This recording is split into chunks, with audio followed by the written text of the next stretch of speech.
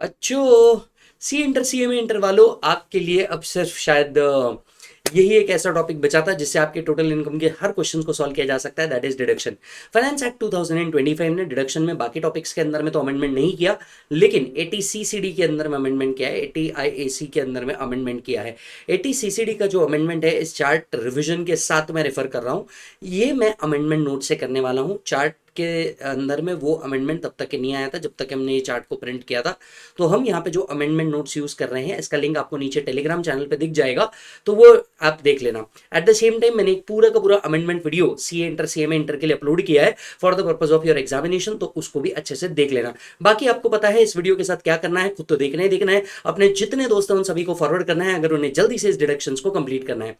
तो आइए डिडक्शंस की शुरुआत करते हैं और देखते हैं क्या क्या है इस डिडक्शंस के अंदर में।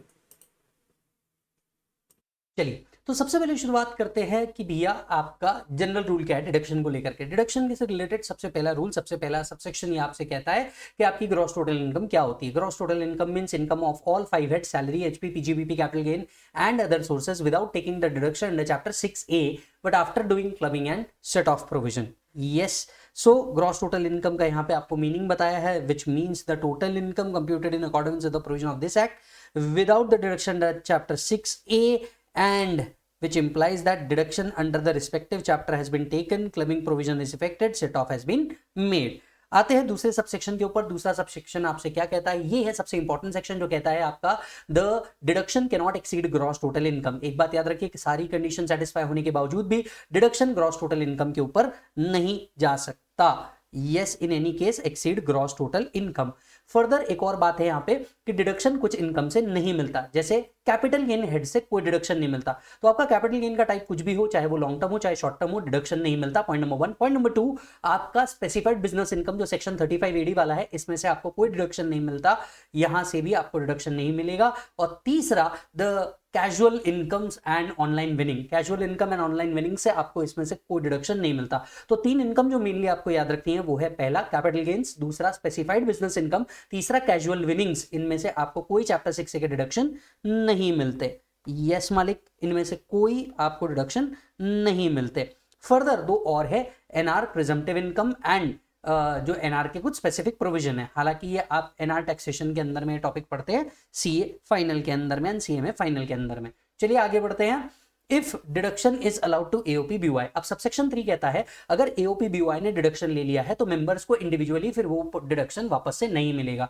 आई मीन टू से, अगर एओपी बीओआई ने डिडक्शंस क्लेम कर लिया है तो same deductions will not be allowed to the members of AOP BOI, right. It shall not be allowed to members of AOP BOI अगर उन्होंने पहले claim कर लिया है तो।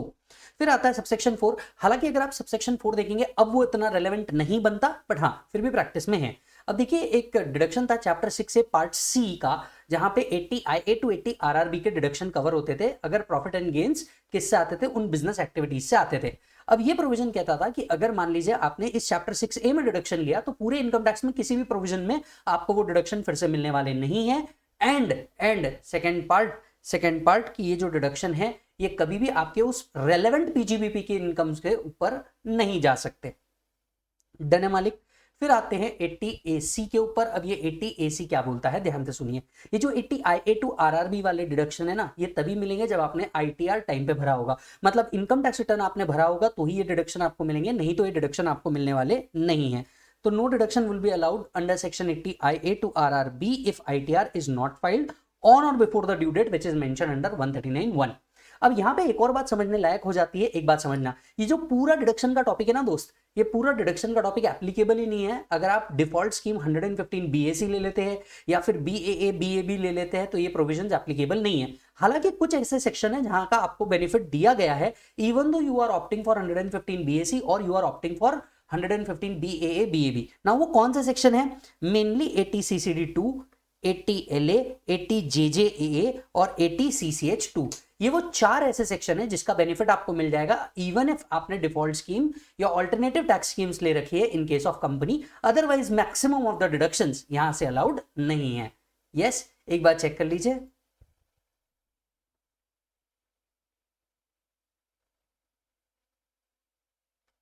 चलिए नेक्स्ट सेक्शन की बात करते हैं। नेक्स्ट सेक्शन आता है आपका ATTTA। देखो याद रखने का एक बड़ा सिंपल सा तरीका है। TTA तेरा ट्रांजैक्शन अकाउंट, मोस्टली हम सारे ट्रांजैक्शन काम करते हैं सेविंग बैंक अकाउंट के अंदर में, तो ये याद रखने का तरीका है और कुछ नहीं।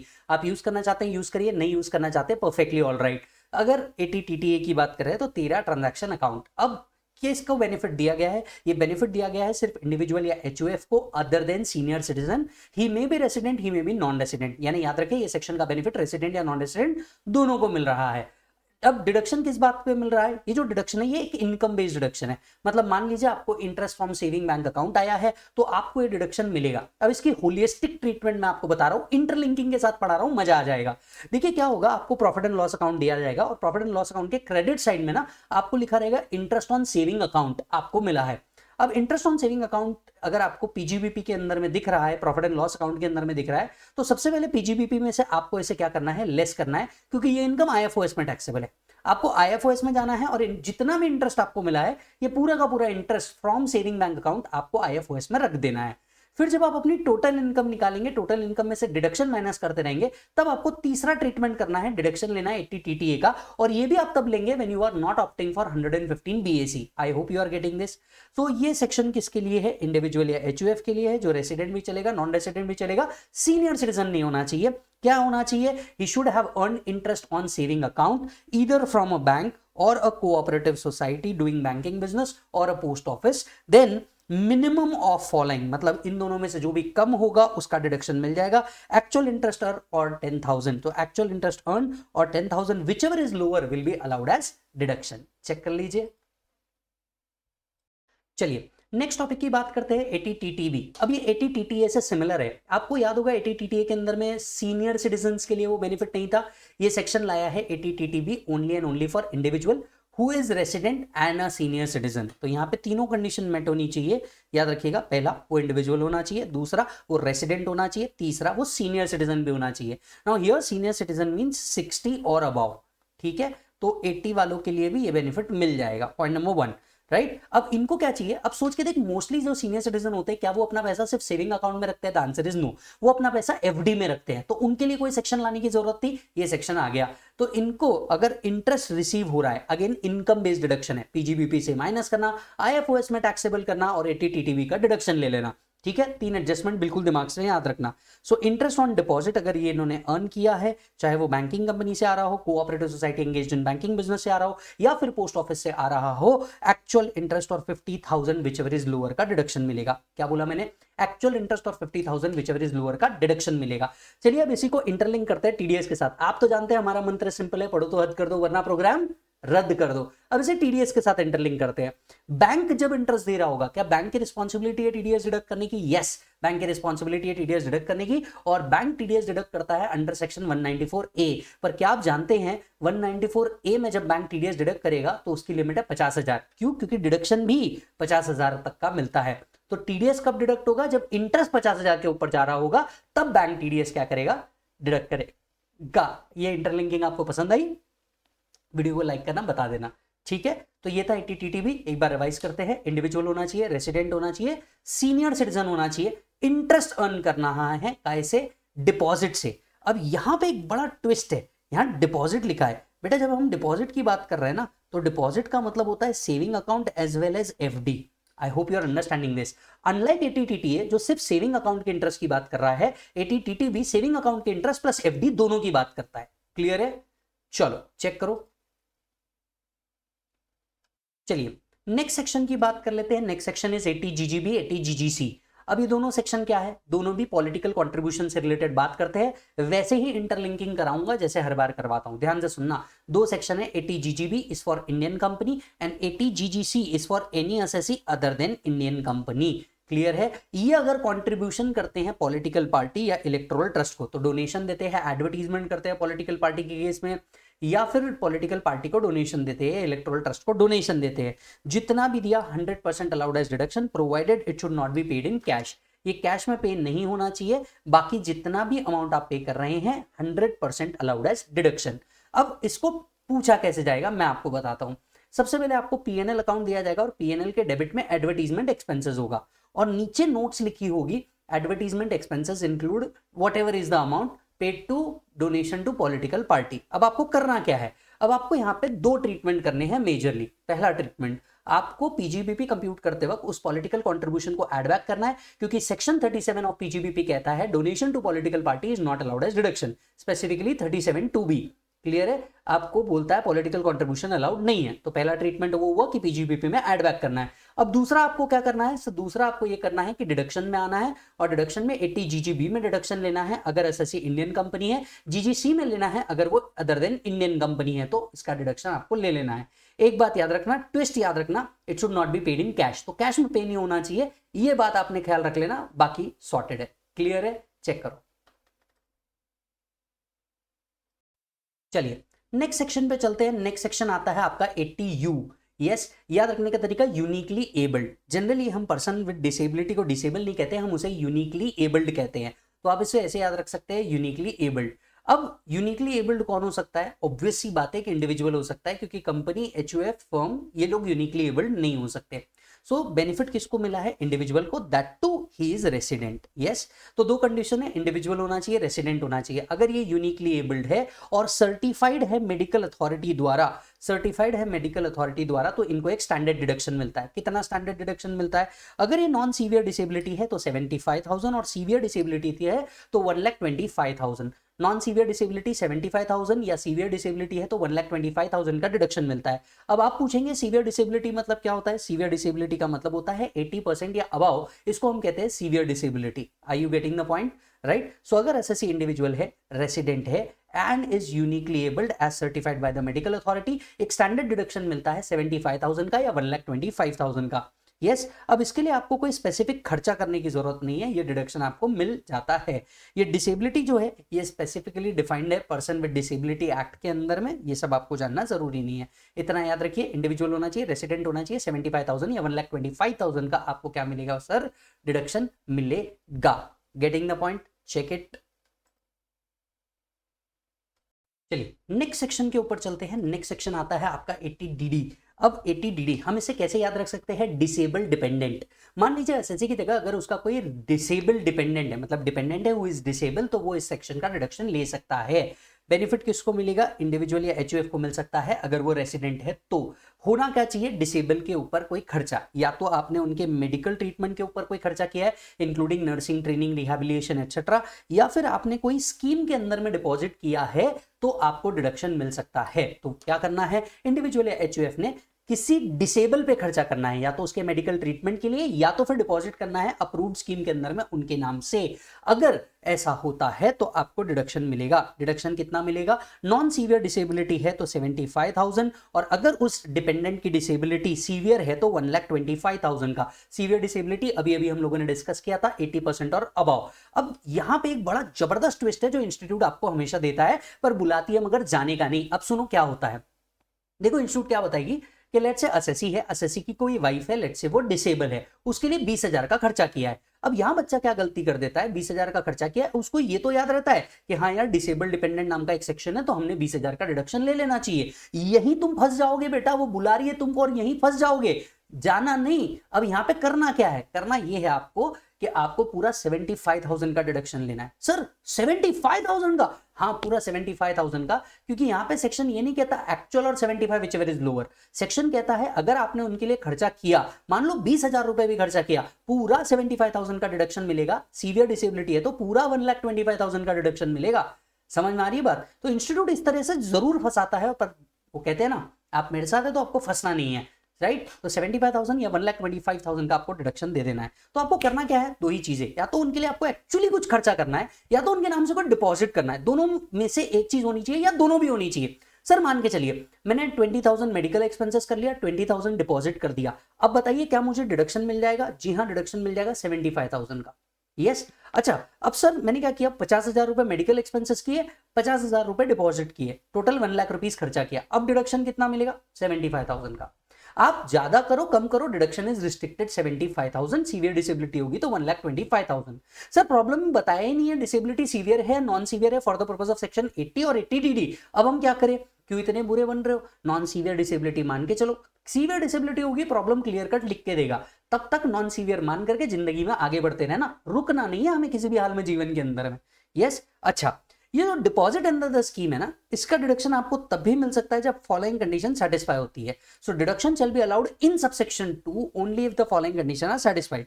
Point number 1, event of death of individual or member of HUF whose name to the subscription has been made. सबसे पहली बात, ये जो अमाउंट है, ये आपको डिपॉजिट जो अमाउंट है, ये आपको डेथ ऑफ इंडिविजुअल के ऊपर मिलती है या अटेनिंग 60 ईयर मोर की कंडीशन वाली है. मतलब जैसे आप 60 ईयर कंप्लीट करेंगे तो आपको ये डिपॉजिट का अमाउंट मिल जाएगा.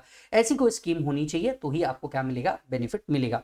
अब आपके मन में एक बड़ा इंपॉर्टेंट क्वेश्चन आ रहा होगा कि सर डिपेंडेंट का मतलब क्या होता है, हम किसे डिपेंडेंट मान सकते हैं. बेटा डिपेंडेंट का इंडिविजुअल्स के केस में माँ बाप, भाई बहन, बीवी, बच्चे. कम ऑन वंस अगेन, माँ बाप, भाई बहन, बीवी, बच्चे, मतलब parents, brother sister, spouse and dependent children. So in case of individual, माँ बाप, भाई बहन, बीवी, बच्चे इस सेक्शन में कवर्ड है. इन case of HUF, any member of HUF who is होनली and mainly dependent, ये कवर है. यस और नो.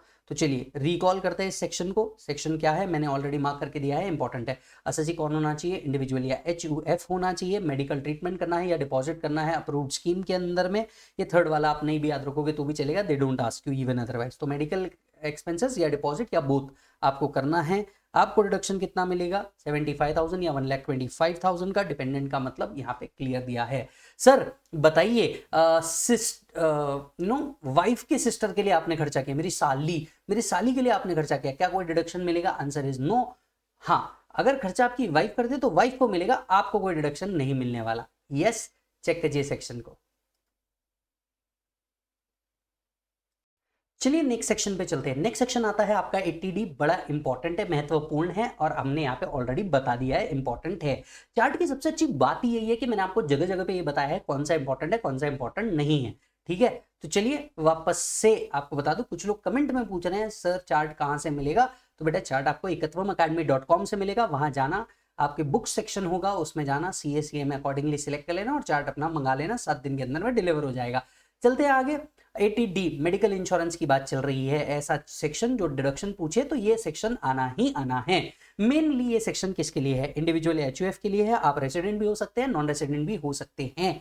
राइट, 4 चीजें इसके अंदर में कवर हो रही है. कौन कौन सी मैं आपको बताता हूं. सबसे पहले इसके अंदर में मेडिकल इंश्योरेंस कवर होता है. तो आपने अगर कोई मेडिकल इंश्योरेंस प्रीमियम पे किया है तो यस, इसका डिडक्शन मिलेगा. दूसरा, central government health scheme, any other notified scheme. तो सेंट्रल गवर्नमेंट की हेल्थ स्कीम या एनी अदर अप्रूव्ड स्कीम का भी बेनिफिट इसके अंदर में कवर्ड होता है.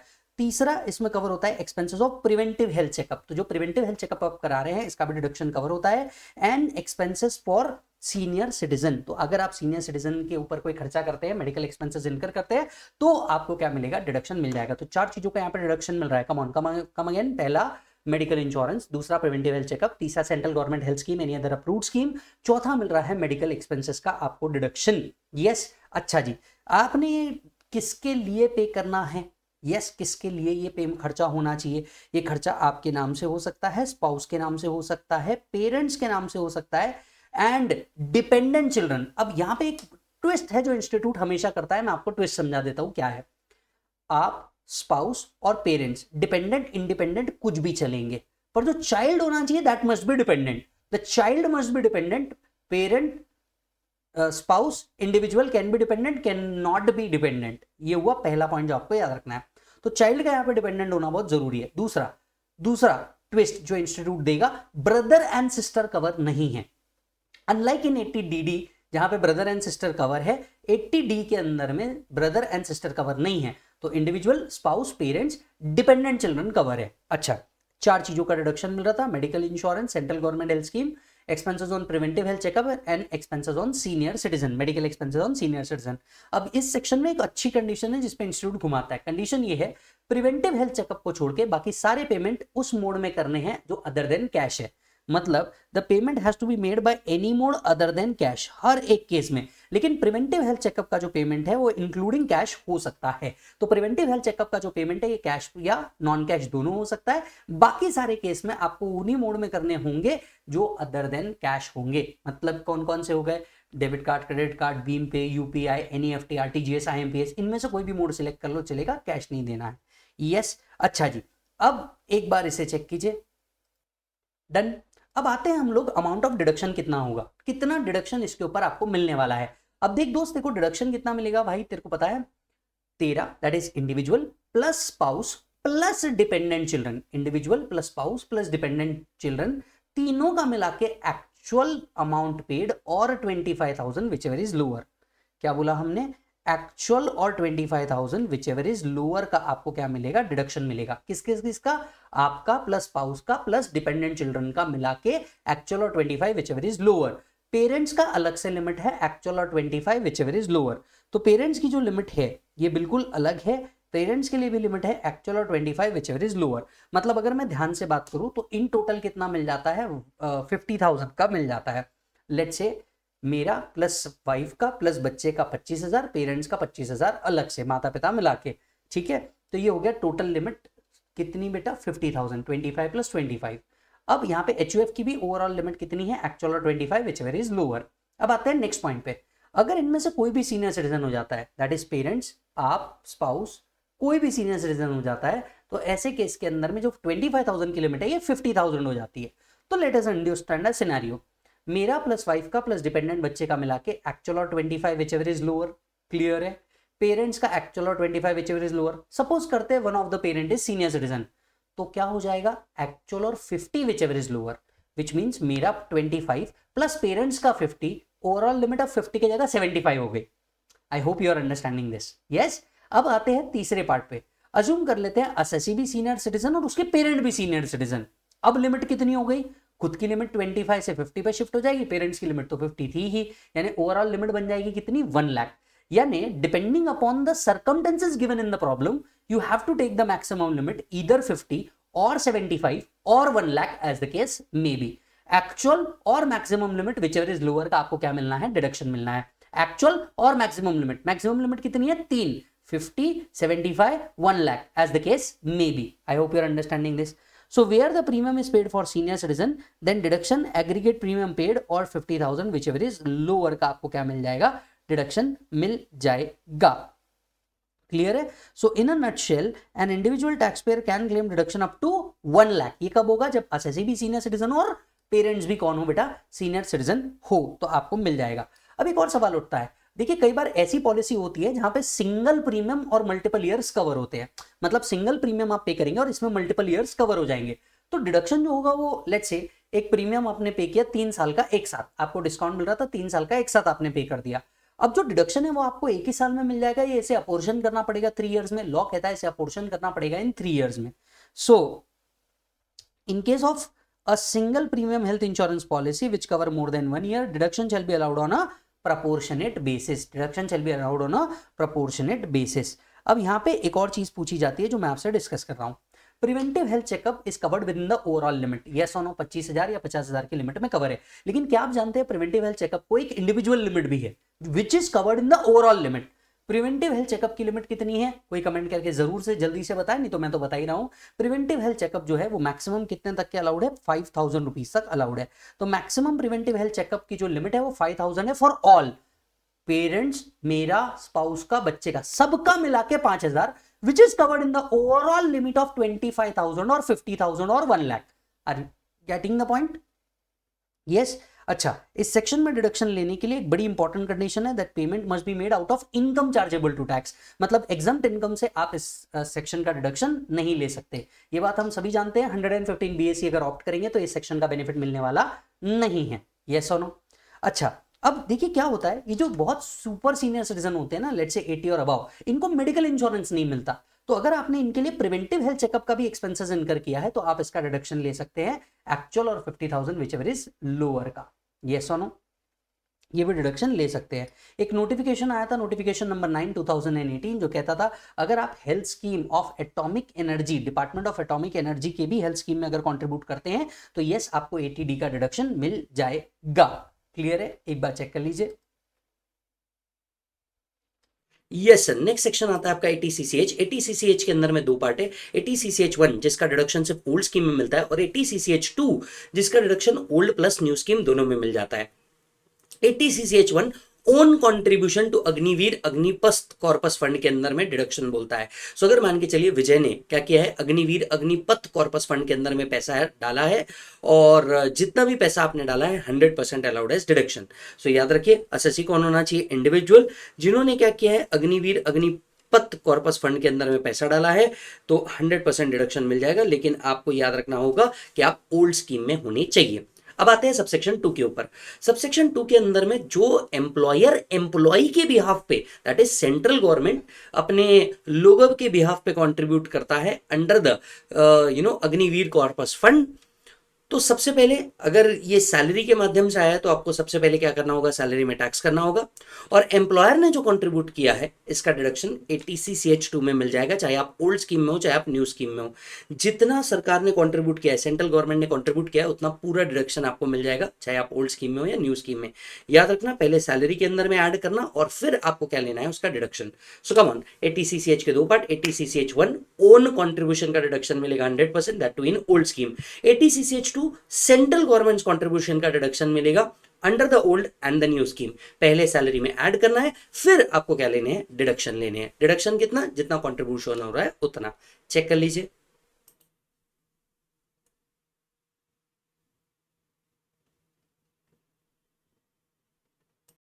चलिए नेक्स्ट सेक्शन के ऊपर चल रहे हैं। Next section is 80E। अब ये 80E किस बारे में बात करता है दोस्त, 80E बात करता है E for education, that is interest on education loan. अच्छी चीज है, पूछी जाती है।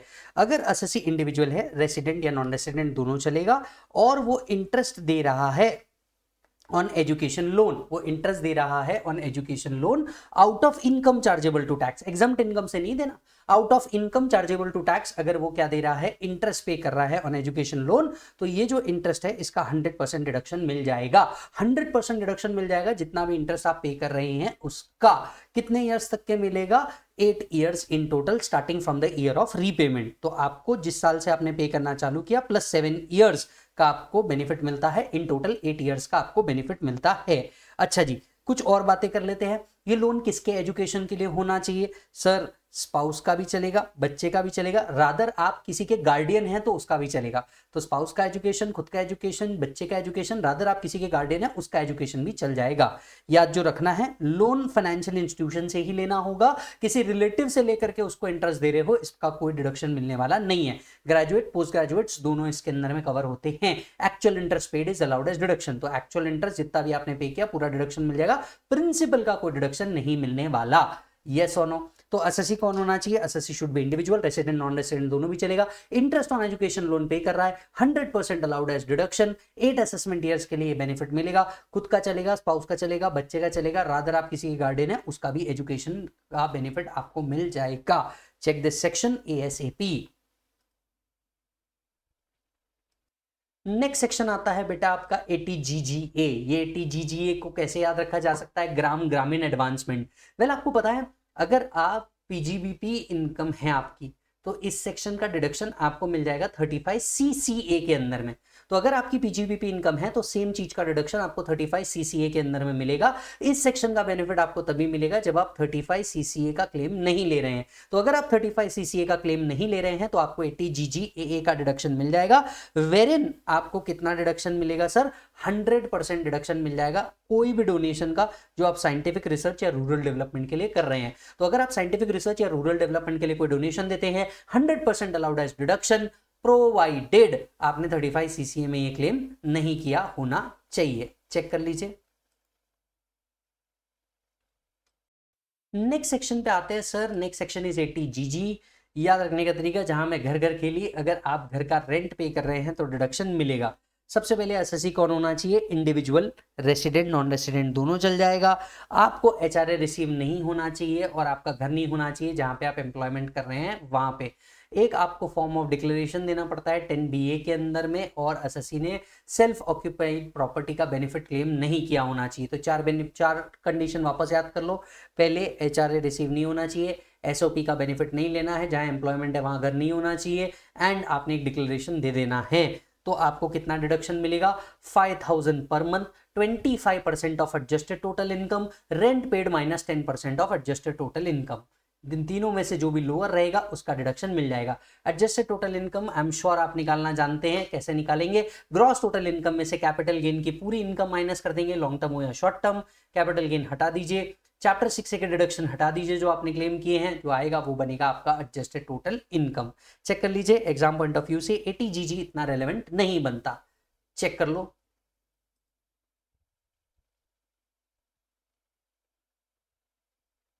चलिए नेक्स्ट सेक्शन की शुरुआत करने जा रहे हैं 80EEA। अब वैसे इस सेक्शन को लग चुका है सनसेट। अब जब भी मैं ये कहता हूं ना किसी सेक्शन को सनसेट लग गया है, मतलब एग्जैक्टली क्या हो चुका है, देखिए आज हम इसका डिडक्शन ले सकते हैं जब पिछले सालों में जो इस सेक्शन में मेंशन्ड है उन ईयर्स में अगर इन सेक्शन की कंडीशन सेटिस्फाई की होगी तो ही आपको डिडक्शन मिलेगा। प्रैक्टिकली स्पीकिंग आज इन सेक्शन की कंडीशंस में कुछ भी नहीं दिया हुआ है, ये एक पास्ट वाला सेक्शन है जिसको हमको आज भी कैरी करना है, एक पुराना वादा जिसे आज भी निभा रहे हैं, बस वैसा ही कुछ। असेसी कौन होना चाहिए, इंडिविजुअल, रेसिडेंट, नॉन रेसिडेंट हो सकता है। इंटरेस्ट ये पे कर रहा है on loan taken for the residential house property. तो सेक्शन 24B में जो आपको एचपी में से इंटरेस्ट ऑन बोरोड कैपिटल का डिडक्शन मिलता है, उसके अलावा एडिशनली यहां से और भी मिलता था इन सेक्शंस के अंदर में, राइट। अच्छा ये हुई एक बात। दूसरी बात, इसकी कुछ कंडीशन है जो आपको सेटिस्फाई करनी है। कंडीशन क्या है, the loan has been sanction by the financial institution between 2019 to 2022। तो 2019 से 2022 के बीच में आपको क्या होना चाहिए, ये लोन सैंक्शन होना चाहिए। Stamp duty value of the residential property does not exceed 45 lakh, तो आपको क्या मिलेगा, डिडक्शन मिलेगा ऑफ एक्चुअल इंटरेस्ट पेड और 1,50,000 विच एवर इज लोअर का, यहाँ पे विच एवर इज लोअर कर दीजिए, यस। सो एक्चुअल इंटरेस्ट और 1,50,000 विच एवर इज लोअर का आपको क्या मिलेगा, डिडक्शन मिलेगा। क्लियर है मालिक, चेक करिए सेक्शन। हालांकि देखिए अगर आज आप 2024 में 2025 में जब भी आप ये बेनिफिट लेना चाह रहे हैं, ये बेनिफिट आज नहीं मिलने वाला, ये बेनिफिट आपको मिलेगा कब, जब आपने ऑलरेडी 19 से 22 के बीच में लोन सैंक्शन कराया है तब। चलिए नेक्स्ट सेक्शन की ओर आ जाते हैं। नेक्स्ट सेक्शन है 80EEB। याद रखने का तरीका, एक इलेक्ट्रिकल व्हीकल, व्हीकल की जगह व्हीकल। अब देखिए ई व्हीकल्स को प्रमोट करने के लिए सेक्शन लेकर के आए थे और इस सेक्शन में आपको दिया जा रहा है deduction for interest paid on loan taken for purchase of e vehicle.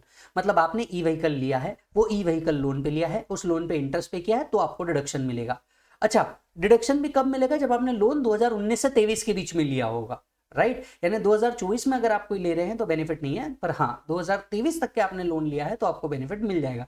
कितना डिडक्शन मिलेगा, एक्चुअल और 1,50,000 विच एवर इज लोअर, मतलब एक्चुअल इंटरेस्ट पेड और 1,50,000 which ever is lower paid. अच्छा ये बेनिफिट दिया गया सिर्फ इंडिविजुअल को। सो असेसी अगर इंडिविजुअल है, इंटरेस्ट ऑन लोन वो पे कर रहे हैं, लोन कहां से होना चाहिए, कोई फाइनेंशियल इंस्टीट्यूशन या एनबीएफसी दोनों में से चलेगा। लोन आपने 2019 से 2023 के बीच में लेना है और असेसी के पास कोई अदर इलेक्ट्रिकल व्हीकल नहीं होनी चाहिए। अगर ये मेजर 3 कंडीशन सेटिस्फाई हो जाती है तो एक्चुअल और 1,50,000 विच एवर इज लोअर का आपको क्या मिलेगा, डिडक्शन मिलेगा। चेक करो मालिक। Next going to the another section 80EE। अब ये सेक्शन भी एक सनसेट वाला सेक्शन है। जैसा कि आप जानते हैं सनसेट का मतलब क्या होता है, अगर किसी ने पुराने टाइम में इन सेक्शन की कंडीशन सेटिस्फाई करी थी तो आज भी आपको इस सेक्शन का डिडक्शन मिल सकता है। कौन सा है वो सेक्शन, देखिए again interest on housing loan. एक सेक्शन आपने पढ़ा है 80EA और दूसरा सेक्शन है 80EE। अब हुआ क्या था, 16-17 में पहली बार इस सेक्शन को लेकर के आए थे और कहा था अगर किसी ने होम लोन लिया है 16-17 में तो अपार्ट फ्रॉम 24B जिसका डिडक्शन आपको मिलता है, ये डिडक्शन आपको मिलेगा। तो मेजर कंडीशन है, इसके ऊपर फोकस कर लो। लोन कहां सैंक्शन होना चाहिए, 16-17 के बीच में सैंक्शन होना चाहिए, तो आज भी बेनिफिट मिलेगा अगर आप इंटरेस्ट पे कर रहे होंगे तो। लोन का जो अमाउंट है वो 35 लाख तक का ही होना चाहिए और प्रॉपर्टी का वैल्यू 50 लाख से ऊपर नहीं होना चाहिए। मेजर 3 कंडीशन देखो, कंडीशन नंबर 1 लोन 16-17 में सैंक्शन होना चाहिए, कंडीशन नंबर 2 लोन का अमाउंट 35 लाख से ऊपर नहीं होना चाहिए, कंडीशन नंबर 3 प्रॉपर्टी का वैल्यू 50 लाख से ऊपर नहीं होना चाहिए। He does not own any other residential house as on the date of sanction of loan। मतलब जिस दिन लोन सैंक्शन हो रहा है, या आप ऐसा कह सकते हैं दिस में be the first property they should be holding. Yes, assessee individual या रेसिडेंट, नॉन रेसिडेंट कुछ भी चलेगा। इंटरेस्ट जितना वो पे कर रहा है और 50,000 which ever is lower lower deduction मिलेगा। तो 80EE में कितना है, एक्चुअल और 50 which ever is lower. 80EE में कितना था, एक्चुअल और 1,50,000 which ever is lower. Yes और नो, दोनों सेक्शन को देखिएगा फिर आगे बढ़िएगा। चलिए नेक्स्ट सेक्शन की सीरीज पे चलते हैं, 80C वाली सीरीज। अब ये जो 80C, ट्रिपल सी और CCD ऐसी तीनों सीरीज है।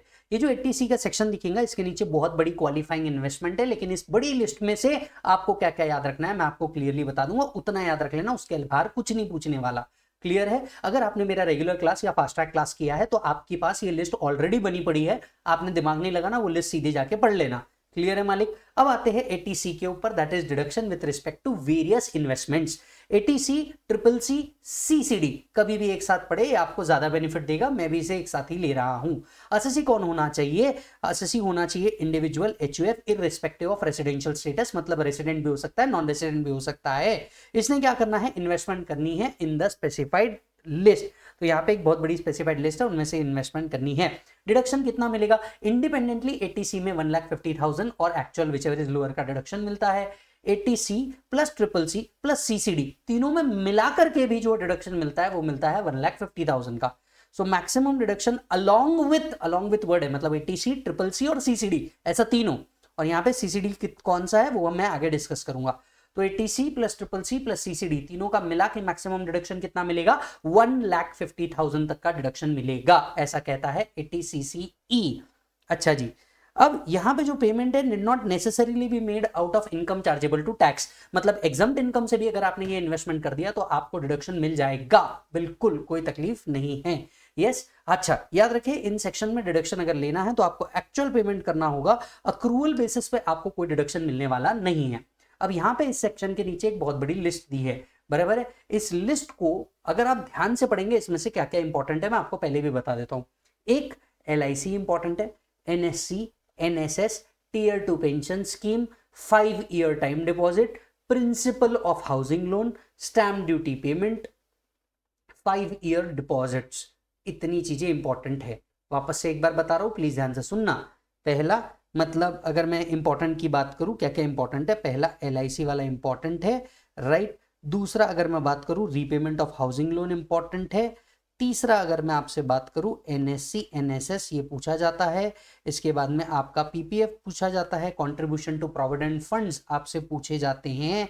देन इसके बाद में 5-year टर्म डिपॉजिट आपसे पूछा जाता है, Sukanya Samriddhi scheme and Tier 2 pension scheme. इतनी चीजें पढ़ लो, काम खत्म, इसके बाहर आपको आता नहीं है। यस, अच्छा जी।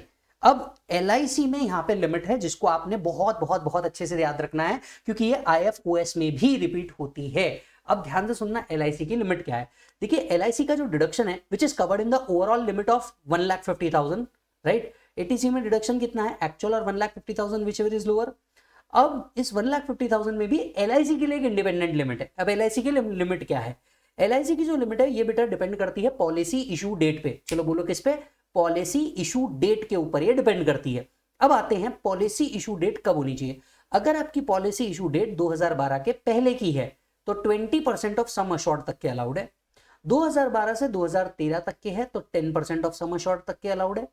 2013 से 2014 तक के है तो 10% ऑफ सम अश्योर्ड, और हैंडीकैप के लिए 15% ऑफ सम अश्योर्ड के लिए है। क्लियर है?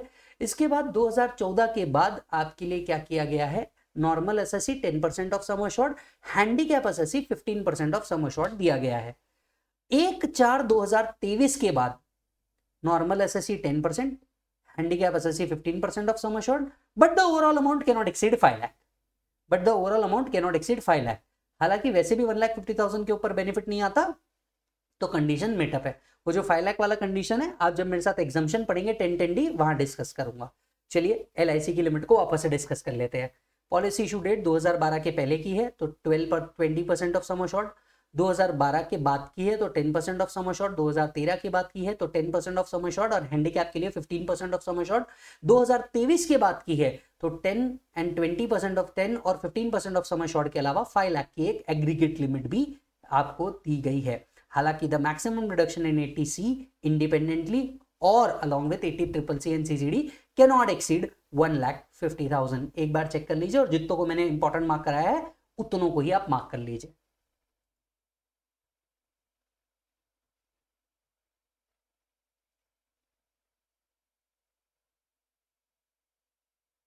चलिए अब सीरीज का एक और सेक्शन की बात कर लेते हैं, 80CCC। CCC आप किस बारे में बात करता है? सी LIC का पेंशन स्कीम। अगर आप इंडिविजुअल हैं, LIC के पेंशन स्कीम में कंट्रीब्यूट कर रहे हैं, दैट इज अगर आप इंडिविजुअल हैं, LIC के पेंशन स्कीम के अंदर में आप कंट्रीब्यूट कर रहे हैं, तो आपको डिडक्शन मिलेगा इंडिपेंडेंटली 1,50,000 का।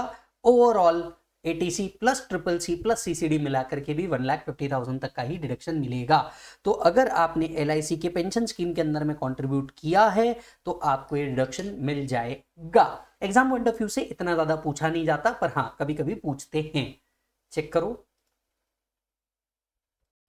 चलिए नेक्स्ट सेक्शन पे चलते हैं। 80DDB याद रखने का सिंपल तरीका, डरावनी बीमारियां। तो क्या सेक्शन है ये सेक्शन कहता है अगर एसएससी का खर्चा हो रहा है काय पे बेटा? डरावनी बीमारियां, दैट इज स्पेसिफाइड डिसीजेस के ऊपर। ये स्पेसिफाइड डिसीजेस की लिस्ट आपको रूल 11D के अंदर में लिखी हुई है, तो लिस्ट याद नहीं रखनी। अगर इंडिविजुअल या HUF जो रेसिडेंट है खर्चा करते हैं किसके ऊपर? मेडिकल ट्रीटमेंट पे ऑफ अ स्पेसिफाइड डिसीज, तो आपको डिडक्शन मिलेगा। अब डिडक्शन यहाँ पे डिपेंड करता है जिसके ऊपर ये खर्चा हो रहा है उसके ऊपर। मान लीजिए जिसके ऊपर खर्चा कर रहे हैं वो नॉन सीनियर सिटीजन है, तो एक्चुअल और 40,000 विच एवर इज लोअर।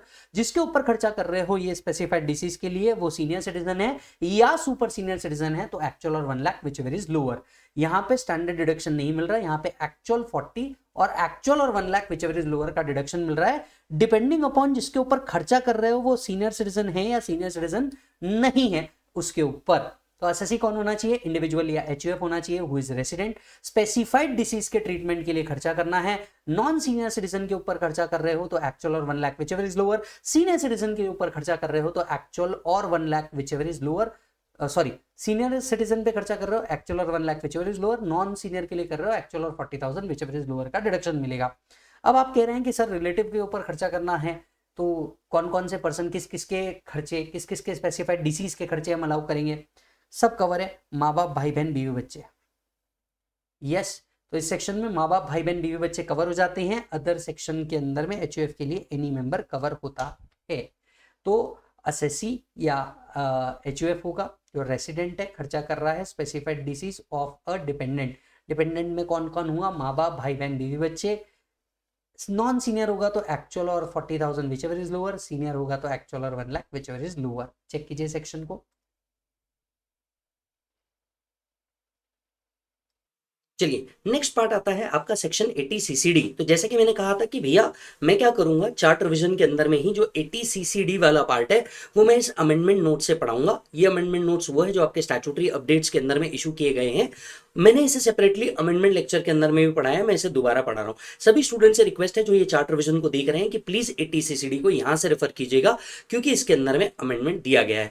जब तक के हम लोगों ने चार्ट इशू किया था तब तक ये अमेंडमेंट आए नहीं थे, ये अमेंडमेंट अभी आए हैं, तो हम इसको यहाँ से क्या कर रहे हैं, रेफर कर रहे हैं। ये अमेंडमेंट के जो नोट्स है ये हमने ऑलरेडी टेलीग्राम के अपलोड कर दिया है, जिसकी लिंक आपको नीचे वीडियो के अंदर में, वीडियो के डिस्क्रिप्शन में मिल जाएगी। यस और नो? वैसे भी आधे से ज्यादा अपडेट्स जो हम लोग प्रोवाइड करते हैं ये हम हमारे टेलीग्राम चैनल के ऊपर डाल देते हैं, तो आप भी इसका लुत्फ उठाइएगा, जरूर सब्सक्राइब कर दीजिएगा। और हाँ, आप इस चैनल पे आए हैं तो डेफिनेटली आप सब्सक्राइब करके जरूर जाइएगा। अब आते हैं 80 CCD। देखिए 80 CCD के अंदर में ट्रेडिशनली 80 CCD 1 हुआ करता था, 80 CCD 1B हुआ करता था, 80 CCD 2 हुआ करता था। फर्स्ट टाइम अमेंडमेंट आया है 80 CCD 3A भी क्या किया गया है, ऐड किया गया है, लेकिन ये फाइनेंस एक्ट 25 से ऐड नहीं किया गया है, ये टैक्सेशन लॉ अमेंडमेंट एक्ट 2025 से ऐड किया गया है। और बहुत कुछ है इसके अंदर में, मुझे ऐसा लगता है आपके अपकमिंग एग्जाम के अंदर में इसको पढ़ के जाना मैंडेटरी है, मैंडेटरी है, मैंडेटरी है। तो चलिए एक एक पार्ट को बहुत अच्छे से डिस्कस करते हैं। सबसे पहले बात करते हैं 80 CCD सबसेक्शन 1 एम्प्लॉय के ओन कॉन्ट्रीब्यूशन का होता है।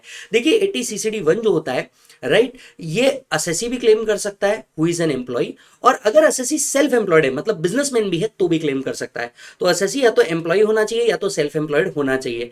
इन्होंने क्या कंट्रीब्यूट करना चाहिए? इन्होंने कंट्रीब्यूट करना है किसके अंदर में बेटा? पेंशन फंड के अंदर में कंट्रीब्यूट करना है। किसके अंदर में कंट्रीब्यूट करना है बेटा? पेंशन फंड के अंदर में कंट्रीब्यूट करना है। सो अगर आप एम्प्लॉय हैं आपको कितना डिडक्शन मिलेगा? 10% ऑफ सैलरी का डिडक्शन मिलेगा। लेकिन अगर आप सेल्फ एम्प्लॉयड है तो आपको मिलेगा 20% ऑफ GTI का डिडक्शन।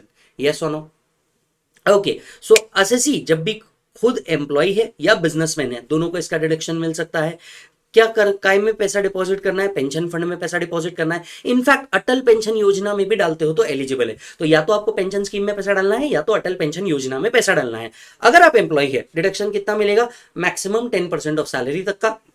अगर आप एम्प्लॉय नहीं है तो 20% ऑफ ग्रॉस टोटल इनकम का आपको क्या मिलेगा बेटा, डिडक्शन मिलेगा। ये हुआ own contribution. 80 CCD 1B again own contribution की बात करता है, लेकिन ओवर एंड अबाउ 80 CCD 1। अब देखो यहां पे हम सब जानते हैं 80C, देखो हम यहां पे सब जानते हैं क्या बेटा कि 80C plus 80CCC plus 80CCD subsection 1, इन तीनों को मिलाकर के मैक्सिमम अमाउंट कितना मिलता है बेटा, 1,50,000। तो इन तीनों सेक्शन की इंडिविजुअल लिमिट भी 1,50,000 है, इन तीनों सेक्शन की एग्रीगेट लिमिट भी 1,50,000 है।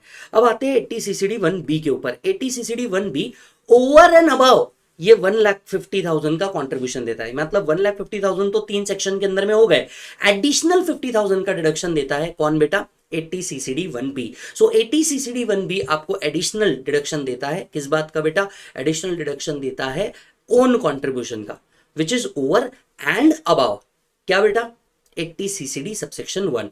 सो additional deduction for then amount deposit to the notified pension scheme is available up to 50,000। अब यहां पे ये जो up to 50,000 है इसका मतलब है एक्चुअल कंट्रीब्यूशन और 50,000 विच एवर इज लोअर का।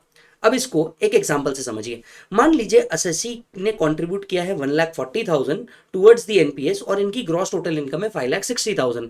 अब यहां पे हम अज्यूम कर रहे हैं कि एम्प्लॉय जो है ये एक बिजनेसमैन है। सो अगर आप बिजनेसमैन हैं, आपकी ग्रॉस टोटल इनकम कितनी है बेटा, ग्रॉस टोटल इनकम है आपकी 5,60,000। अब 80CCD 1 के अंदर में 80CCD 1 के अंदर में आपको कितना कंट्रीब्यूशन मिलेगा, मैक्सिमम 20% ऑफ जीटीआई जो यहां लिखा हुआ है। सो 5,60,000 का 20% अगर देखा जाए तो ये आता है 1,12,000। कितना आता है बेटा, 1,12,000। अब आपका ओन कंट्रीब्यूशन कितना था, आपका ओन कंट्रीब्यूशन था 1,40,000। इसमें से 80CCD सबसेक्शन 1 के अंदर में कितना आया, 1,12,000। तो अब बचा कितना, 28,000। ये एडिशनल 28,000 और maximum 50,000 which ever is lower lower deduction आपको मिलेगा 1B के अंदर में। सो 80CCD 1B में आपको 28 मिल जाएगा, 28 जो इस सेक्शन के अंदर में आया है, मैक्सिमम अप टू 50,000 का रिडक्शन मिल जाएगा। क्लियर है मालिक यहाँ पे, यस और नो, ओके। अच्छा जी, अब जरा ध्यान से सुनिएगा। यहाँ पे आजकल आप लोगों ने बहुत रिसेंटली एक नाम सुना होगा, एनपीएस वात्सल्य स्कीम। पहले मैं आपको ये एनपीएस वात्सल्य स्कीम क्या है ये बताता हूँ, फिर आपको डिडक्शन बताऊंगा। मान लीजिए अगर कोई एसएससी है जिसके घर में कोई माइनर है, इस माइनर के नाम पे क्या किया जा सकता है, एनपीएस वात्सल्य स्कीम ओपन किया जा सकता है। सो मान के चलिए मेरा एक सन है, मेरा एक सन जो है ये माइनर है, तो विजय क्या कर सकता है, एनपीएस वात्सल्य स्कीम के तहत उस माइनर के अकाउंट में भी क्या कर सकता है, डिपॉजिट कर सकता है। अब सवाल ये उठ रहा था कि अगर विजय माइनर के अकाउंट में एनपीएस वात्सल्य स्कीम में कॉन्ट्रीब्यूट करता है तो क्या इसका डिडक्शन मिलता है। अब 80CCD 1B को अमेंड किया गया है और कहा गया है कि अगर विजय ने माइनर के अकाउंट में एनपीएस वात्सल्य स्कीम में कॉन्ट्रीब्यूट किया है तो यस डिडक्शन मिल जाएगा, यस। बट डिडक्शन जो है ये ओवरऑल 50,000 ही मिलेगा। मतलब अगर मान करके चलिए ये 28, इसी एग्जांपल के अंदर में मान करके चलिए हमारा कंट्रीब्यूशन था 1,40,000 रुपीज, ठीक है। एन 10,000 एनपीएस वात्सल्य स्कीम का भी था, एन 10,000 किसका था, एनपीएस वात्सल्य स्कीम का भी था। अब 1,12,000 किधर मिल गए, 80CCD सबसेक्शन 1 के अंदर में मिल गए। बचे हुए क्या, बचे हुए 50,000 मैक्सिमम लिमिट तक के अलाउड है आपको। तो ध्यान से सुनना, आपको 1,12,000 कहां मिल गया, 80CCD सबसेक्शन 1 के अंदर में मिल गया। अब आपने कितना कंट्रीब्यूट किया था, 1,40,000 to NPS and 10,000 to NPS Vatsalya scheme, तो आपको 28,000 80CCD 1B के अंदर में तो मिलेगा ही मिलेगा ओन कंट्रीब्यूशन टू एनपीएस, और 10,000 क्योंकि ओवरऑल अमाउंट 50,000 के ऊपर नहीं जा रही, तो आपको बचा हुआ 10,000 जो एनपीएस वात्सल्य स्कीम में भी डाला है उसका भी डिडक्शन मिल जाएगा। मोटे मोटे तौर पे मुझे इतना बोलना है, मेरा additional contribution plus NPS Vatsalya scheme का ओवरऑल कंट्रीब्यूशन भी कितना होगा, 50,000 ही होगा। चेक कर लीजिए। Deduction shall also be allowed to parent or guardians income in respect of the amount paid or deposited in respect of any minor under the NPS वात्सल्य scheme but subject to maximum of 50,000। so मान करके चलिए मान करके चलिए आपने contribute कितना किया था, 1,40,000 किया था। अब यहाँ पे 1,12,000 that is 20% of GTI, right. अब मैं एक्सपेक्ट करके चल रहा हूँ आपने कंट्रीब्यूट कितना किया था, इस एग्जांपल को बस थोड़ा सा बदल देते हैं। 1,50,000 आपने कंट्रीब्यूट किया था, जिसमें से 1,40,000 आपके नॉर्मल एनपीएस के अंदर थे और 10,000 आपने कहाँ डाला था, मैं मानता हूँ वात्सल्य स्कीम में डाला था, ठीक। अब यहाँ पे 1,12,000 आपको कहाँ मिल जाएगा, 80 CCD सबसेक्शन 1 के अंदर में मिल जाएगा, which is subject to an overall limit of 1,50,000। 28,000 आपको मिल जाएगा 80 CCD 1B के अंदर में, और एडिशनली ये 10,000 भी मिल जाएगा कहाँ, 80 CCD 1B के अंदर में। बट ये जो 10,000 है ये NPS वात्सल्य स्कीम का है, बराबर है। अब अगर आप ध्यान से देखेंगे 1B ओवरऑल क्या 50,000 से कम ही है, यस, तो दोनों भी चल जाएंगे, कोई दिक्कत वाली बात नहीं है। अमेंडमेंट समझ में आया, तो बस एनपीएस वात्सल्य स्कीम का डिडक्शन मिलेगा, this deduction is subject to 50,000, ये अमेंडमेंट है पहला। ओके मालिक। अब आता है 80 CCD 2, एम्प्लॉयर जो कंट्रीब्यूट कर रहा है, एम्प्लॉयर जो कंट्रीब्यूट कर रहा है एनपीएस के अंदर में ऑन बिहाफ ऑफ एम्प्लॉय, तो पहले एम्प्लॉय की सैलरी के अंदर में उसे क्या किया जाता है, ऐड। पहले क्या किया जाता है, एम्प्लॉय की सैलरी के अंदर में ऐड किया जाता है, और एम्प्लॉय उसका डिडक्शन ले सकता है। मतलब ओन कंट्रीब्यूशन का तो आप डिडक्शन ले ही सकते हो, ओन कंट्रीब्यूशन का तो डिडक्शन ले ही सकते हो। अच्छा, क्या मैं कह सकता हूं ओन कंट्रीब्यूशन का डिडक्शन कितना मिलेगा, 80 CCD की मैक्सिमम लिमिट है 1,50,000, 80 CCD 1B की मैक्सिमम लिमिट है 50,000, यानी क्या मैं कह सकता हूं दोनों का ओवरऑल डिडक्शन मिला के कितना हुआ बेटा, 2 लाख। तो ये तो आपका 2 लाख अलग हो गया। एम्प्लॉयर कॉन्ट्रीब्यूशन पे कोई लिमिट नहीं है, एम्प्लॉयर जो आपको कॉन्ट्रीब्यूट कर रहा है पहले आपकी सैलरी के अंदर में ऐड किया जाएगा एंड देन आपको डिडक्शन मिलेगा। कितना, अगर central government state government employ है तो 14% of the salary.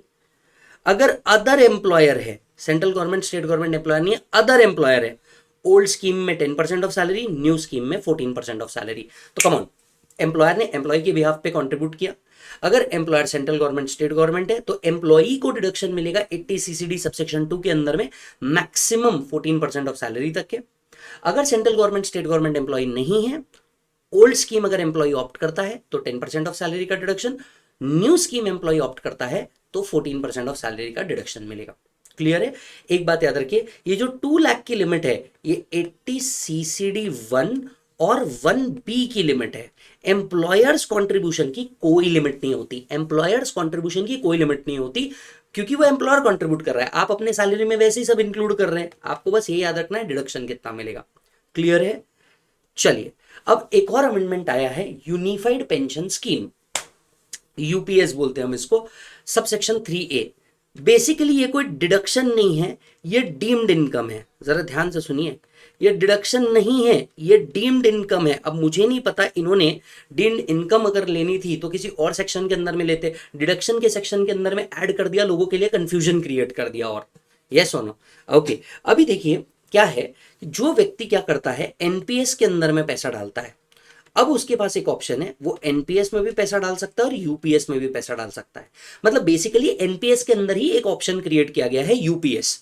So NPS में भी पैसा डाल सकता है, यूपीएस में भी पैसा डाल सकता है, depending upon the scheme he want to take, the benefit he want to take. Okay, so unified pension system has been introduced as an option under the NPS by central government for central government employees. तो ये benefit किसके लिए है, central government employees के लिए है। UPS का benefit किसके लिए है, सेंट्रल गवर्नमेंट एम्प्लॉइज के लिए है। Covered under the NPS so that they can receive an assured payout. Okay, it is a fund-based payout system which relies on the regular and timely accumulation of investments and for grant of monthly payout. तो basically UPS से जो पैसा आने वाला है वो monthly पे out आने वाला है, किसके लिए, सेंट्रल गवर्नमेंट एम्प्लॉय के लिए। याद रखना, सेंट्रल गवर्नमेंट एम्प्लॉय के लिए। अब क्या बोल रहे हैं, 80 CCD 3A provides that amount standing to the credit of assessee being a subscriber to UPS in his account an accretion to such amount. अब ये एक्रीशन टू सच अमाउंट मतलब क्या हुआ, इंटरेस्ट।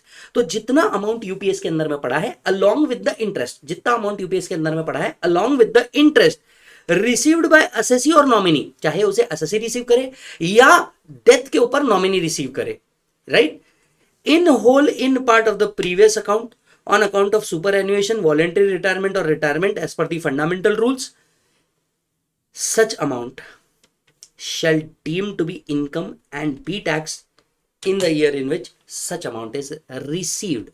So अगर असेसी को UPS का पैसा आता है अलॉन्ग विथ इंटरेस्ट। तो जिस साल ये रिसीव हुआ असेसी को या नॉमिनी को, ये उनकी डीम्ड इनकम मानी जाएगी। अब यहां पे डिडक्शन नहीं मिला, डिडक्शन तो यूपीएस का वैसे भी मिल जाता है जैसे 80 में मिलता है। यस, क्योंकि वो कंट्रीब्यूशन टू एनपीएस ही माना जाता है। तो जब यूपीएस में आप कंट्रीब्यूट कर रहे हैं तब आपको डिडक्शन मिल चुका होगा, कैसे, एनपीएस के हिसाब से ही। पर जब ये रिसीव भी करेंगे तो इसे इनकम माना जाएगा। तो ये अलॉन्ग विद इंटरेस्ट दोनों भी क्या माना जाएगा बेटा, इनकम माना जाएगा। यस, हालांकि इनकम कब नहीं माना जाएगा, इसको एक एक्सेप्शन भी है, जरा ध्यान से सुनना। अगर आप इसे पूल कॉर्पस में ट्रांसफर कर देते हैं, राइट, तो फिर ये क्या नहीं माना जाएगा, इनकम नहीं माना जाएगा। However, assessee shall deem not to have received any amount if such amount is transferred to pool corpus from individual corpus account, तो ये क्या नहीं माना जाएगा, इनकम नहीं माना जाएगा। Right, further exemption from payment from NPS trust to assessee being subscriber to UPS. Any payment from NPS trust to assessee being subscriber to UPS at the time of superannuation voluntary retirement to the extent it does not exceed 60% shall be exempt. अब इन्होंने क्या बोला sir, देखो 80 CCD sub section 3A बताता था कि UPS से मिलने वाला पैसा इनकम माना जाएगा। क्या माना जाएगा, इनकम। लेकिन उसमें का टैक्सेबल कितना होगा वो नहीं बताया था। सबसेक्शन 3A ने सिर्फ ये बताया था कि यूपीएस से जो पैसा मिल रहा है अलॉन्ग विद द इंटरेस्ट ये क्या माना जाएगा, इनकम माना जाएगा। अब इनकम कितना माना जाएगा, टैक्सेबल इनकम माना जाएगा ओनली 40%, 60% एग्जम्प्ट होगा अंडर सेक्शन 10(12)AA। यहां पे भी हुआ है अमेंडमेंट, अंडर सेक्शन 10(12)AA यहां पे हुआ है अमेंडमेंट। तो अब जरा ध्यान से सुनना, यूपीएस में जब आप कंट्रीब्यूट करोगे तो इसका डिडक्शन आपको कहां मिल जाएगा, 80 CCDs में इसका डिडक्शन मिल जाएगा। यूपीएस से जब अमाउंट रिसीव होगा, जब अमाउंट क्या होगा बेटा, रिसीव होगा, और ये रिसीव होगा अलोंग विथ इंटरेस्ट, तो 80 CCD सबसेक्शन 3A बोलता है तुम इसे क्या मानो, इनकम मानो। ठीक है, क्लियर। अब नेक्स्ट पॉइंट क्या बोलता है, नेक्स्ट पॉइंट बोलता है कि भैया अब इसमें से टैक्सेबल कितना है। तो वो बोलते हैं कि भैया देखो, अगर सब्सक्राइबर को रिटायरमेंट के टाइम पे, कहां बेटा, रिटायरमेंट के टाइम पे यूपीएस से पैसा निकलता है तो 60% एग्जम्प्ट और 40% टैक्सेबल मानेंगे।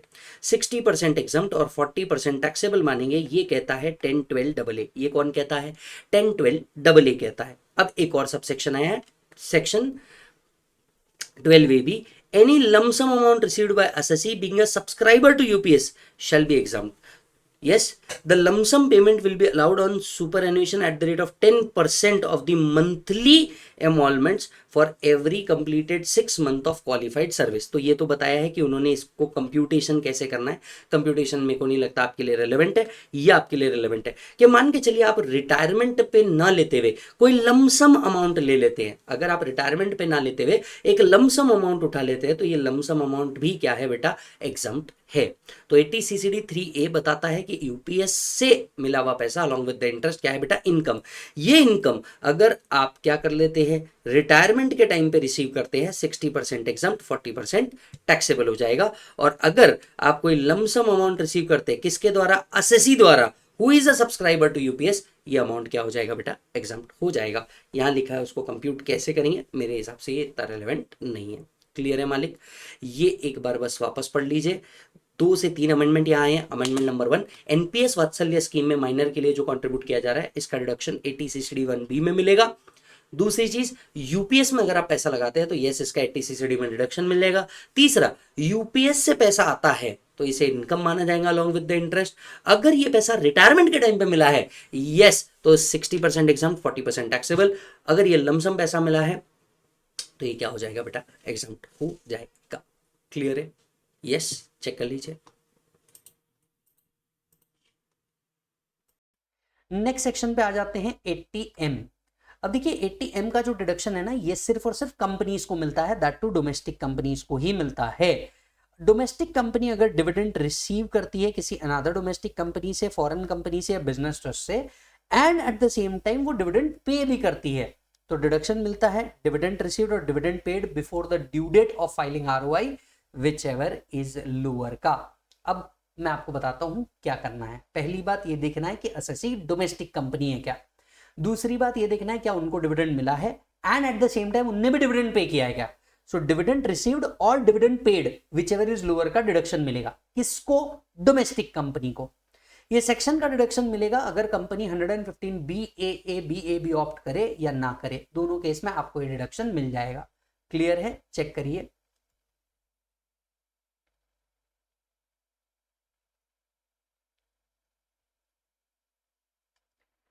चलिए बात कर लेते हैं आपके ATG की। ATG मतलब डोनेशन, G मतलब गिविंग, गिविंग द डोनेशन, इस तरीके से इसे याद रखा जा सकता है।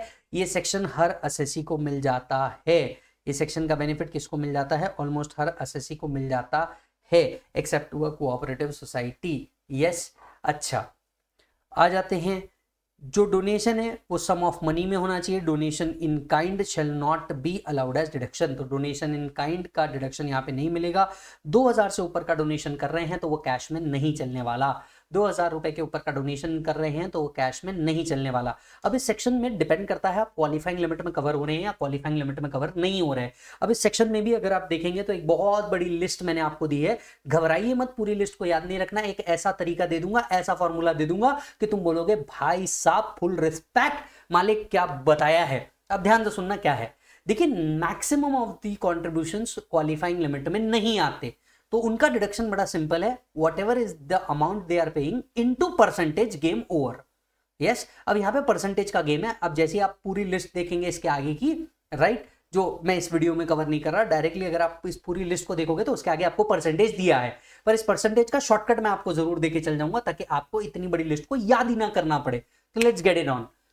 अब अगर आप क्वालिफाइंग लिमिट में कवर नहीं होते तो सीधा अमाउंट इनटू परसेंटेज कीजिए, गेम ओवर।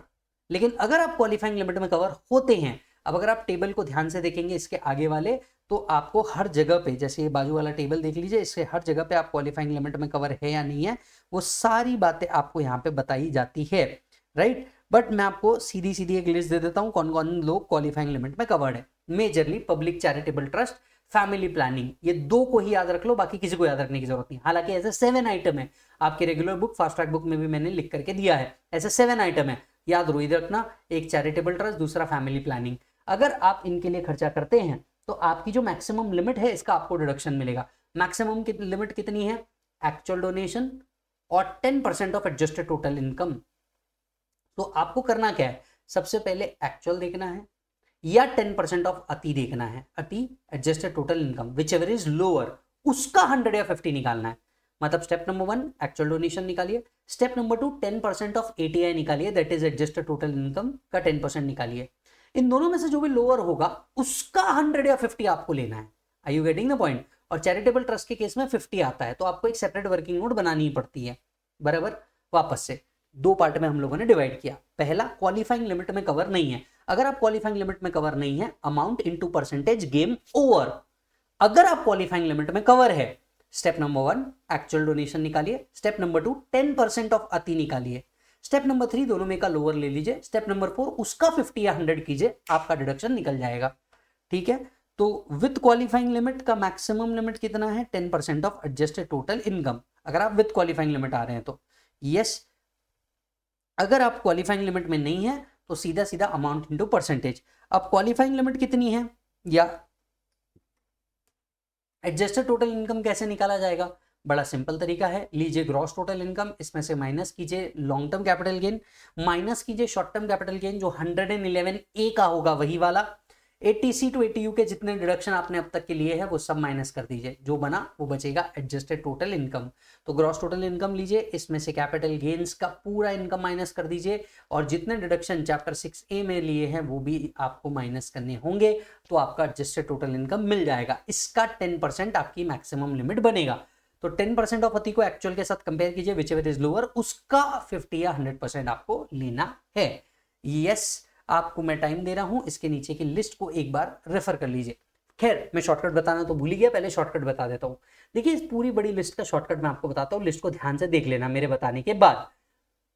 कहीं पे भी प्राइम मिनिस्टर, चीफ मिनिस्टर, कोई स्टेट का नाम, किसी दूसरे नेशन का नाम, अगर ये सब आपको लिखा हुआ दिख रहा है स्ट्रेट 100%। गांधी नेहरू फैमिली आपको दिख रहा है 50%। समझ में आ रहा है? गांधी नेहरू फैमिली दिख रहा है 50%। चैरिटेबल ट्रस्ट दिख रहा है 50%, बाकी सब पे 100%। इतना सिंपल तरीके से तुम इसको याद रख सकते हो। हालांकि इसके एक्सेप्शन भी आपको देखने को मिल जाएंगे, पर ये मोटे मोटे तौर पे आपके लिए वर्क कर लेगा।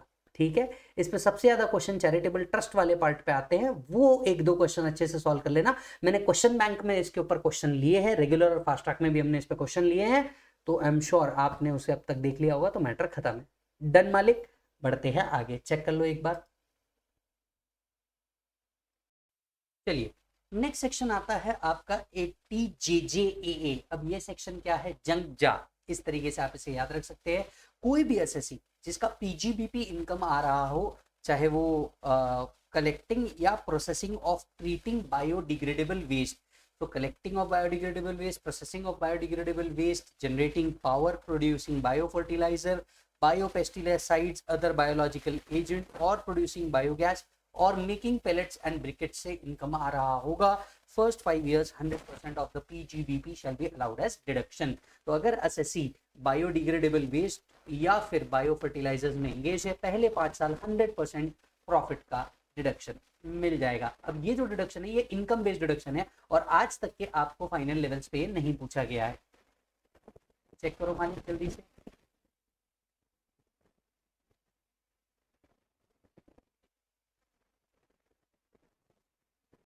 नेक्स्ट सेक्शन पे आते हैं। नेक्स्ट सेक्शन है आपका ATQQB। याद रखने का तरीका, क्यों आखिर क्यों ये बुक्स बनाई।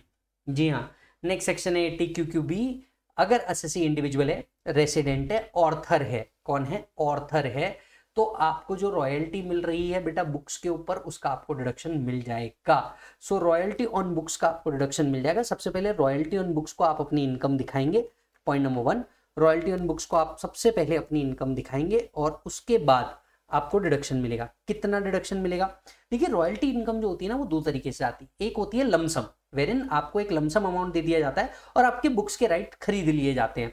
अगर आपको लमसम रॉयल्टी मिली है तो actual or 3 lakh whichever is lower lower deduction मिल जाएगा। पहले आपको ऐसे पीजीबीपी में इनकम कंसिडर करनी है, फिर आपको ATQQB में डिडक्शन लेना है। एसएससी कौन होना चाहिए? Individual, resident, Arthur. क्लियर है? अच्छा, तो actual or 3 lakh whichever is lower lower deduction मिलेगा। पर मान लीजिए कई बार जो बड़े ऑथर्स होते हैं ना, वो लमसम अपनी बुक सेल नहीं करते, वो बोलते भैया जितनी कॉपी बिकेगी इसका एक परसेंटेज आप मुझे क्या करेंगे? बुक वैल्यू के तौर पे देंगे। सो अगर मान लीजिए आपको परसेंटेज के तौर पे मिलती है, तो actually 15% of value of book sold तक का डिडक्शन आपको मिल जाएगा। मतलब जितनी बुक आपकी सेल हुई, 15% of value of book sold का आपको डिडक्शन मिल जाएगा। तो लमसम रॉयल्टी आई है या इंडिविजुअल रॉयल्टी आई है, ये आपको चेक करनी है। 3 lakhs और actual whichever is lower in case of lump sum royalty, और maximum 15% of the value of book sold in case of other than lump sum royalty। याद रखिएगा, उनके पास एक सर्टिफिकेट होना जरूरी है जो फॉर्म 10 CCD के अंदर में आया होगा। अगर आपको ये रॉयल्टी आउटसाइड इंडिया मिल रही है, अगर यही रॉयल्टी आपको आउटसाइड इंडिया मिल रही है, ये डिडक्शन क्लेम करने के लिए you have to make sure that the amount is brought into India into convertible foreign exchange within 6 months from the end of financial year. Yes, so if royalty is earned outside India, then it must be brought to India in convertible foreign exchange within 6 months from the end of previous year or time allowed by RBI। तो ही जो foreign royalty आप earn कर रहे हैं उसका deduction India में मिल पाएगा। Clear है मालिक? So SSC should be individual, resident, author. Lump sum मिला तो actual or 3 lakh whichever is lower, other than lump sum मिला तो 15% of value of book sold तक का डिडक्शन मिलेगा। फॉर्म भरना है और पैसा इंडिया से बाहर कमाया तो इंडिया में लेके आना है विद इन 6 मंथ। चेक कर लीजिए। एक और सिमिलर सेक्शन की बात कर लेंगे, 80RRB। 80RRB royalty on patents के बारे में बात करता है।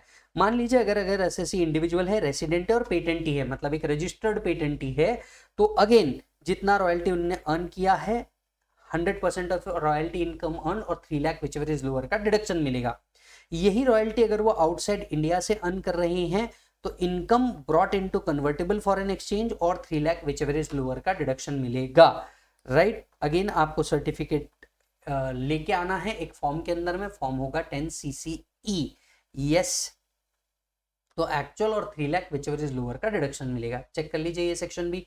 वेल, आपको 80QQ भी पूछ तो भी ले, 80RRB आपको पूछता ही नहीं है। चलिए, नेक्स्ट सेक्शन आ रहा है आपका एटीपीए फार्म प्रोड्यूसर कंपनीज। अब ये फार्म प्रोड्यूसर कंपनीज वाला सेक्शन क्या है, ये स्पेशली प्रोड्यूसर कंपनी के लिए which is engaged into farm producing. So producer company, that is farm producer company, generating the income out of marketing of agricultural produce. So मान लीजिए उन्होंने agricultural produce खरीदा, अपने मेंबर्स को दे दिया, या purchase of agricultural implement, seeds, livestock, other article intended for agricultural purpose, या फिर processing of agricultural produce to its member. तो क्या करते हैं, ये मार्केट से लेते हैं और अपने मेंबर को एक लोअर कॉस्ट पे देते हैं और इस बीच में ये इनकम कमाते हैं। तो 100% जितनी भी पीजीबीपी इनकम आ रही है for the first 5 year it will be allowed as deduction. So 100% of PGBP for the first 5 year it will be allowed as deduction. इसकी कुछ कंडीशन है। कंडीशन नंबर 1, एक फार्म प्रोड्यूसर कंपनी होनी चाहिए, turnover 100 crore तक का ही होना चाहिए, इन्हीं स्पेसिफाइड एक्टिविटीज के अंदर में ये एंगेज होनी चाहिए, एंड इनका पीजीबीपी जो अराइज होना चाहिए ये आफ्टर 2019 बट बिफोर 2025 अराइज होना चाहिए। यस, बिफोर 2025 अराइज होना चाहिए। चलिए नेक्स्ट सेक्शन पे भी चलते हैं। नेक्स्ट सेक्शन है 80LA। अब इस सेक्शन का बेनिफिट मिल जाता है अगर आप 115 BAA BAB भी ऑप्ट करते हैं तो इस सेक्शन का बेनिफिट मिल जाता है। अगर एसएससी एक शेड्यूल्ड बैंक है या फिर कोई एक फॉरेन बैंक है जिसका ऑफशोर यूनिट है, कहां पे बेटा, SEZ में, तो 100% of the PGBP income will be allowed as deduction. 100% of the PGBP income will be allowed as deduction. Further अगर कोई यूनिट है IFSC के अंदर में तो इनको भी 100% ऑफ द पीजीबीपी का डिडक्शन मिलेगा for 10 years out of 15 years. तो कोई शेड्यूल बैंक है जिनका ऑफशोर बैंकिंग यूनिट है, राइट, ये इनको 100% का डिडक्शन मिलेगा for the 5 years doing the business. And अगर कोई IFSC का यूनिट है तो 10 ईयर्स तक के 100% ऑफ पीजीबीपी का डिडक्शन मिलेगा out of 15 years. Yes,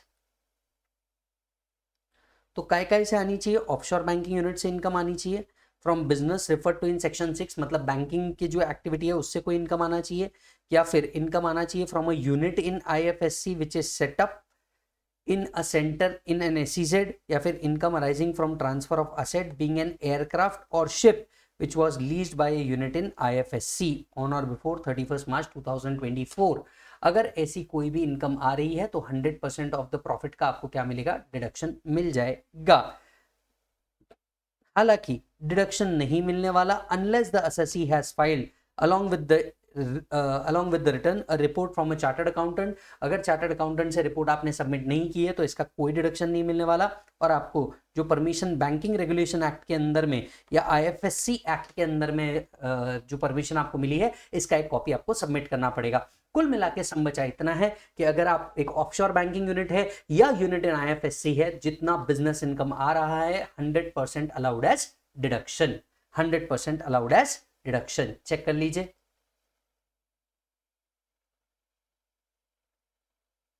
yes sir, next section आ रहा है आपका 80JJAA। बड़ा इंपॉर्टेंस रखता है ये सेक्शन, आइए समझते हैं। एसएससी वो होगा जो टैक्स ऑडिट के अंदर में कवर होना चाहिए, मतलब वो एसएससी जिसपे टैक्स ऑडिट के प्रोविजंस एप्लीकेबल है वो इस सेक्शन का बेनिफिट ले सकते हैं। वो इस सेक्शन का बेनिफिट ले सकते हैं। किस बात का डिडक्शन मिलेगा, न्यू एम्प्लॉयमेंट रखने का डिडक्शन मिलेगा। सो अगर एसएससी न्यू एम्प्लॉयमेंट प्रोवाइड करता है 30% of the additional wages of new regular workman का बेनिफिट मिल जाएगा। यानी एसएससी को सबसे पहले नंबर ऑफ एम्प्लॉय होंगे, उसमें से नॉन एलिजिबल एम्प्लॉय को बाजू करना होगा, एलिजिबल एम्प्लॉय निकालना होगा, एलिजिबल एम्प्लॉय के बाद उनकी सैलरी निकालनी होगी और सैलरी का 30% इज अलाउड एज डिडक्शन। चाहे आप 115 BAC लें या ना लें, आपको ये सेक्शन का बेनिफिट मिल जाएगा। चाहे आप अल्टरनेटिव टैक्स स्कीम लें 115 BAA BAB का या ना लें, आपको इस सेक्शन का बेनिफिट मिल जाएगा। सो एसएससी को कितना डिडक्शन मिलेगा, 30% of the additional wages of new regular workman. कितने साल तक के डिडक्शन मिलेगा, 3 असेसमेंट ईयर तक के इसका डिडक्शन मिलेगा, राइट। हालांकि 3 साल आपको वर्कमैन रखने पड़ेंगे, ऐसा नहीं होगा कि 1 साल रखा और उसके सैलरी का 3 साल डिडक्शन मिलेगा ना, आपको 3 साल कंटिन्यूअसली क्या करने होंगे, एम्प्लॉय रखने होंगे। अब न्यू रेगुलर वर्कमैन में कुछ लोग नहीं आते, some people do not come in new regular workman, मतलब टोटल नंबर ऑफ एम्प्लॉय में से इन एम्प्लॉयज को माइनस करने होंगे, फिर जो एलिजिबल एम्प्लॉय होंगे उसकी सैलरी निकालनी होगी एनुअल, उसका 30% इज अलाउड एज डिडक्शन, ठीक है। पहला, कौन कौन से एम्प्लॉय नहीं आते? जिनकी सैलरी 25,000 से एक्सीड करती है। तो employee whose remuneration exceed 25,000, whose entire contribution is paid by government under the pension scheme. तो अगर पेंशन स्कीम में उनका पूरा कंट्रीब्यूशन गवर्नमेंट करती है तो वो इसके अंदर में नहीं आते। एम्प्लॉय जिसने 240 दिन से कम या 150 दिन से कम काम किया है इन case of leather industry, footwear industry और अपीयरल इंडस्ट्री में। तो अगर किसी एम्प्लॉय ने 240 दिन से कम काम किया है वो इनएलिजिबल एम्प्लॉय हो गया। लेदर, फुटवेयर एंड अपीयरल बिजनेस में है, 150 दिन से कम काम किया है, इनएलिजिबल एम्प्लॉय हो गया। तो इनएलिजिबल कौन कौन हुए? पहला, जिसकी सैलरी 25,000 से ऊपर है। दूसरा, जिसका पेंशन गवर्नमेंट कंट्रीब्यूट कर रही है। तीसरा, जिसने 240 दिन से कम या 150 दिन से कम काम किया है इन अपीयरल, फुटवेयर एंड लेदर इंडस्ट्री। चौथा, who do not participate in RPF, अगर वो आरपीएफ में पार्टिसिपेट नहीं करता। ये सारे नॉन एलिजिबल एम्प्लॉय है, इन्हें बाजू करो। एलिजिबल एम्प्लॉय, उनकी टोटल सैलरी निकालो, उसका 30% इज अलाउड एज डिडक्शन, उसका 30% इज अलाउड एज डिडक्शन। ठीक है। एम्प्लॉय कॉस्ट के अंदर में क्या क्या आता है? ऑलमोस्ट आप जितना पेमेंट कर रहे हैं एम्प्लॉय को वो सारा का सारा चीज आ जाता है। इसके ऊपर आप तक आपको कोई क्वेश्चन नहीं पूछा गया है। इस सेक्शन का बेनिफिट लेने के लिए याद रखना, you should not B form by splitting और रिकंस्ट्रक्शन। मतलब ये न्यू बिजनेस होना चाहिए, एग्जिस्टिंग बिजनेस नहीं चलेगा। It should not B form by splitting up और रिकंस्ट्रक्शन। यस, ये बिजनेस रीऑर्गेनाइजेशन के थ्रू ट्रांसफर होके आए हुए एम्प्लॉय नहीं होना चाहिए। और इससे रिलेटेड चार्टर्ड अकाउंटेंट को एक रिपोर्ट देनी पड़ेगी। इसको सर्टिफाई करते हुए इसकी एक रिपोर्ट चार्टर्ड अकाउंटेंट को क्या करनी होगी? देनी पड़ेगी। यस और नो?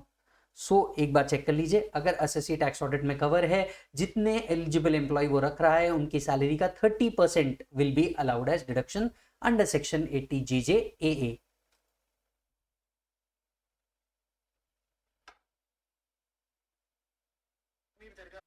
तो यस सर, यहाँ हमारा C inter C M inter का चार्टर विजन होता है खत्म for the chapter deductions. I hope आपको बहुत मजा आया होगा। देखो, इंटर लेवल पे सी बहुत पूछा जाता है, डी बहुत पूछा जाता है, 80 CCD में अमेंडमेंट आया है तो वो पूछा जाता है, 80 JJAA पढ़ के जाना, ये आता ही आता है, राइट।